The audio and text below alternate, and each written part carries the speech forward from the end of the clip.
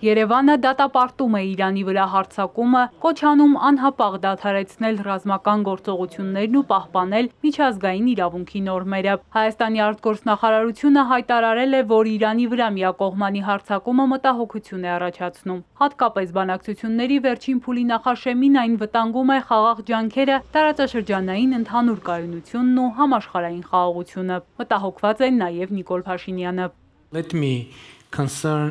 express our concern. Թույլ տվեք արտահայտել մեր մտահոգությունը եւ դատապարտել Իրանի դեմ Իսրայելի վերջին գործողությունները։ Դա հարցականի տակ է դնում տարածաշրջանի փխրուն կայունությունը եւ մենք շատ մտահոգված ենք։ Makes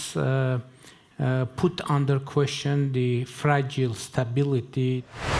Ստեղծված իրավիճակում կա արդյոք Հայաստանի դեմ Ադրբեջանի կողմից նոր ագրեսիայի ռիսկ։ Ինչ սցենարների հաշվարկ ունի Երևանը։ Հայաստանի անվտանգության խորհրդի քարտուղարն ասել է, որ որոշակի ժամանակ է պետք գնահատելու համար, թե ինչ ազդեցություն կունենա այս հարձակումը տարածաշրջանային անվտանգության վրա։ Սեղանին բոլոր հնարավոր սցենարներն են։ Բացառված չէ, որ լարվածությունը Մերձավոր Արևելքում կրակի պես արագ տարածվի նաև Հարավային Կովկասում, կանխատեսում է իրանցի փորձագետը։ Միացյալ Նահանգներն ասում է պետք է զսպի Իսրայելին, հակառակ դեպքում տարածաշրջանին լայնածավալ պատերազմ է սպառնում։ Բոլոր խաղաղությունները Մերձավոր Արևելքում, Հարավային Կովկասում էլ կան եւ եթե տարածաշրջանը լայն պատերազմին մետնի, Հարավային Կովկասին էլ սպառնում է պատերազմին, որովհետև կարող է Իսրայելը երկրորդ ճակատը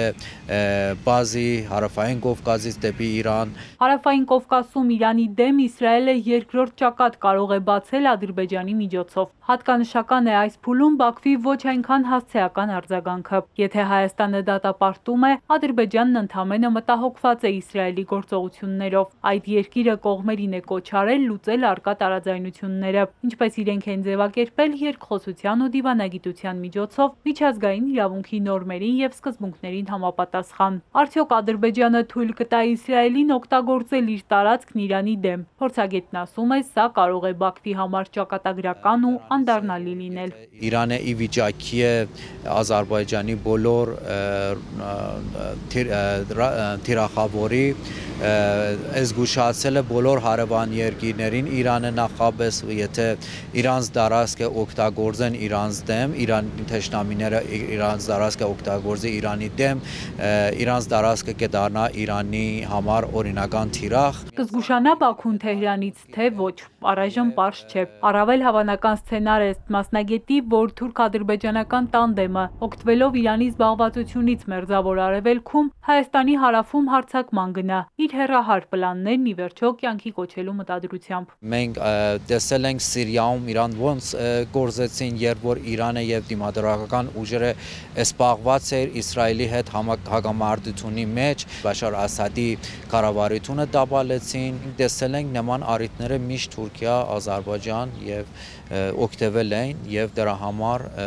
սպառնալիք կա այս տարածաշրջանում նույնպես նույն սցենարով։ Սա նշանակում է Երևանն ու Թեհրանը պետք է քննարկեն համագործակցության բոլոր հնարավոր սցենարները, ասում է Հոսեյնին։ Այդ գործակցության առաջին փուլն օրինակ կարող է Սյունիքից սկսվել։ Հայաստանի անվտանգությունը նաև Իրանի անվտանգությունը, Իրանը շատ կարմիր գիծ է համարել Հայաստանի տարածքային ամբողջականությունը եւ մեր երկու երկրների անվտանգությունը իր հետ փոխկապված են։ Հոսեյնին վստահեցնում է Թեհրանը նախապես հաշվարկել է ամեն ինչ եւ պատրաստ է իր անվտանգությունը ապահովել բոլոր ճակատներում, Մերձավոր Արևելքից մինչեւ Հարավային Կովկաս։